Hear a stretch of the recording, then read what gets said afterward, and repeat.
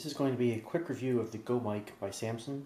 I already did a unboxing in a previous video, but I will quickly go over the hardware, software that comes with it, basic usage, and my first impressions of it. So this is the mic as it comes in the package. It is a condenser mic, and it's a portable USB. You see it has this stand / mount, so if you place it down, you can actually place it on a flat surface and adjust the mic. It has several degrees of movement here. And if you look on the side here, there is a 3-position switch, and it's basically for the different modes for the microphone. It could be used as a omnidirectional, which means it'll pick up the sound equally pretty much in all directions, all 360 degrees around it. There's a cardioid position, which basically will pick up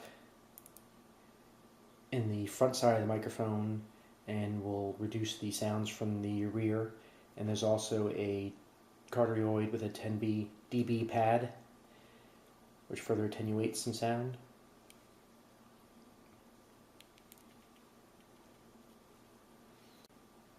On the other side here, you have a headphone input, so you can hear the audio directly from the microphone itself. And then on the side here is the micro USB slot, so you connect the cable up. Comes with a 10-foot cable.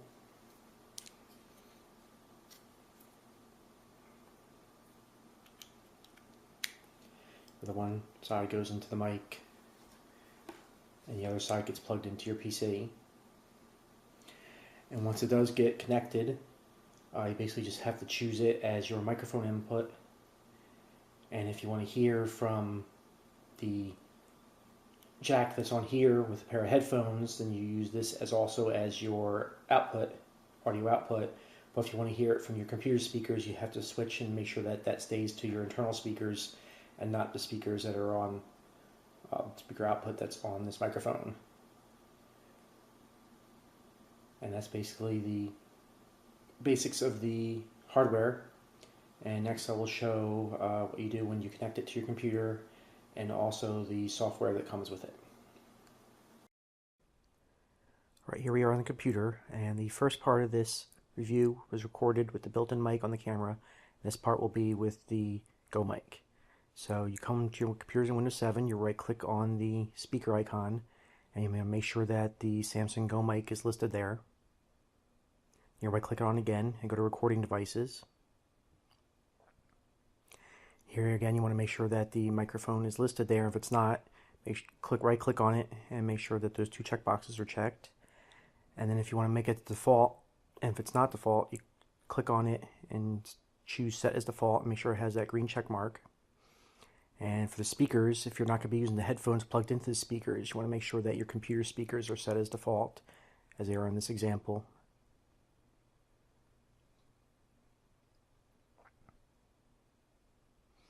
And you click OK. And here I'm going to demonstrate real quickly how to set up the recording using a free program called Audacity. It's free to download off the internet, so if you just do a search on Google, you can find where to download it from. And with this, you just want to make sure that the inputs are set up correctly. So come up here and click on this and make sure that it's set to the Go Mic and not the internal microphone of the computer that you're working on. So make sure the input is set to the Go Mic. And then you just hit the record button. And then here you can see it's recording some input from the mic. You can see the waveform here.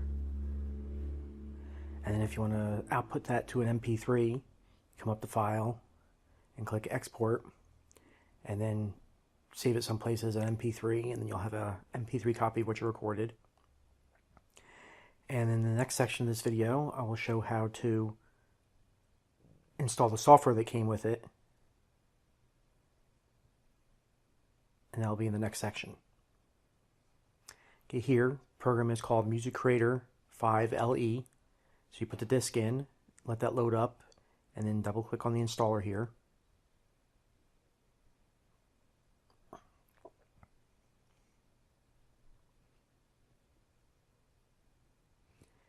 click OK to choose your language, and then click Next. And make sure you accept the agreement, and also click these two check boxes that you understand is for non-commercial use. And click Next. And then choose where you want it to be saved and click Next. And just basically leave all these defaults.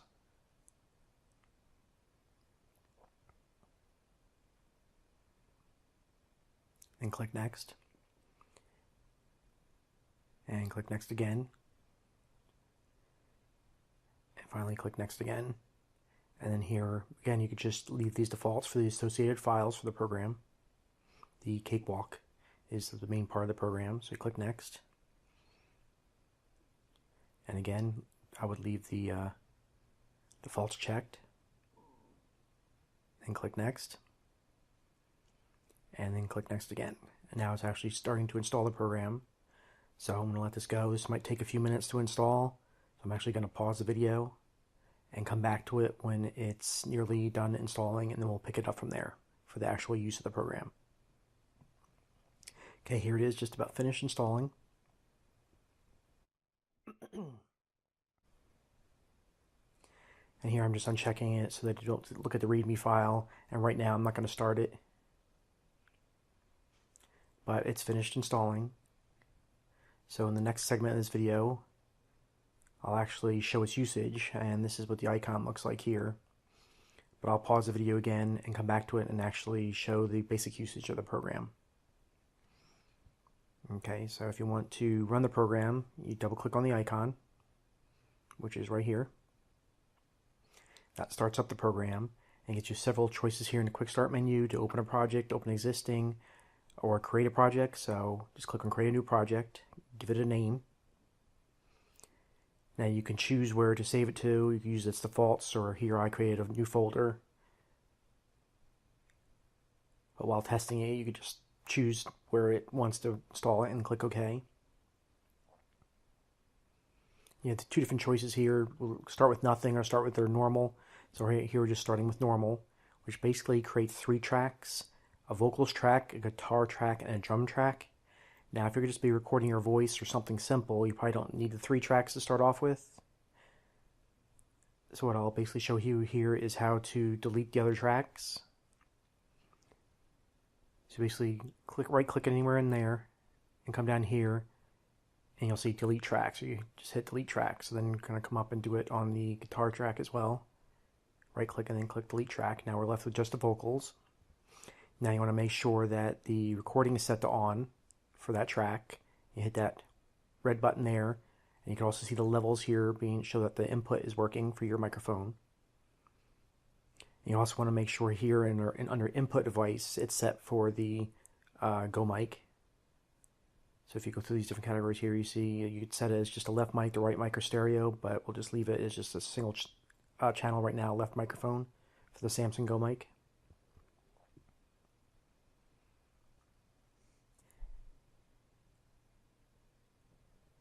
And then when you're ready to record, here's your controls up here. Play, stop, and record. So you click on the record button, and then that will actually start recording from your Samson Go mic. You can see the waveform here as it's going along. And when you're ready to stop, you just hit the record button again and it stops. Then if you hit the play button, it'll play through it. So you can hear back what you've recorded. And if you don't like what you hear, or if you want to stop it, you hit stop. You can also right-click on it and choose delete that track under edit, delete, and then you can start over again. Then if you want to save it as an MP3, you come up to File, go to Export, and you don't go to Save As, and you say Audio. And then here you give it a name, see what kind of file you want to do. So you can save it as a WAV file, MP3, there's various different formats. I think most people would probably want to save it as an MP3 file.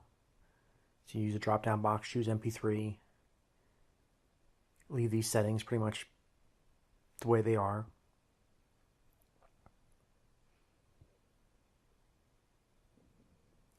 So I'm going to choose where it's going to be saved to. Again, it's doing it to the default area. I'm actually going to choose a different folder that I had set up earlier under a different drive, which is basically where all my data files are.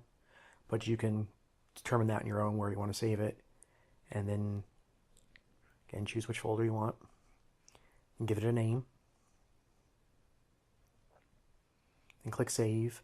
And here, if you choose MP3, you could change the bit rate that it saves as, 128, 160, or whatever you want, and several other options here. And when you're done, click OK, and that saves it to your hard drive. So now you have a copy of that. Now you can also set up a template, so if you're going to be doing the same thing over and over again, if you come into the Save As and choose Save As Template, then whatever settings you've changed, it'll keep as a template, and then you can use that like over and over again for every one of your recordings. If you look here, I did that before, and it's listed right here under the drop-down menu, and you could choose to create a new one from the template, so you don't have to be deleting tracks and all that sort of thing. Well, that's the end of my review. Again, I think the sound quality of the Go mic is pretty good. Again, you can compare it. For the first part of this video was taken directly from the audio from my camera I was recording with, and then the part that actually got to my computer where I was showing things is the actual audio from the Samson Go mic. So you can determine for yourself if you like the quality. So hopefully you found this review helpful. If you did, please click like below. Consider subscribing to my channel, and also consider sharing this with other people. Thank you.